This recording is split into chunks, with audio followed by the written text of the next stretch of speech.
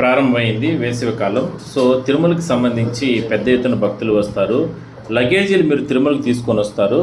But ఏరా అంటే luggage కౌంటర్ల వద్ద మీరు ఇచ్చేటప్పుడు కానీ లేదంటే తీసుకునేటప్పుడు కానీ అక్కడ కొంతమంది డబ్బులు కలెక్ట్ చేస్తున్నట్టు టీటీడీకి ఫిర్యాదులు రావడం జరిగింది. అందువల్ల ఇవాళ ఒక ఉద్యోగిని కూడా అంటే కాంట్రాక్ట్ పద్ధతిలో పనిచేసిన ఉద్యోగిని తొలగించారు. దయచేసి ఎవరు కూడా తిరుమలకు వచ్చిన సందర్భంగా ఎక్కడ లగేజీ కౌంటర్ల వద్ద కూడా ఎవరికి కూడా డబ్బులు ఇవ్వాల్సిన అవసరం లేదు. అక్కడ పనిచేసే వాళ్ళకి ముఖ్యంగా ఒకవేళ అడిగినా కూడా మీరు అక్కడే టోల్ ఫ్రీ నెంబర్ ఉంటుంది, మీరు ఫిర్యాదు చేయొచ్చు.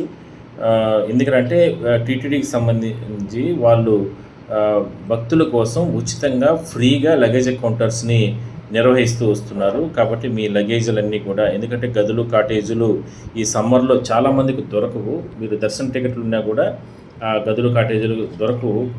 కాబట్టి మీరు అలా వచ్చినప్పుడు ఇక్కడ స్వామివారి దర్శనానికి వచ్చినప్పుడు ఎక్కడైనా సరే మీరు అక్కడ స్నానాలు చేసి మీరు దర్శనానికి వెళ్ళే సందర్భంలో లగేజీలు భద్రపరచుకోవడం కోసం అక్కడ కౌంటర్ల వద్ద పెడుతూ ఉంటారు కదా. బట్ ఆ సందర్భంలో అక్కడ వాళ్ళు ఎవరైనా సరే డబ్బులు అడిగితే ఖచ్చితంగా ఫిర్యాదు చేయండి.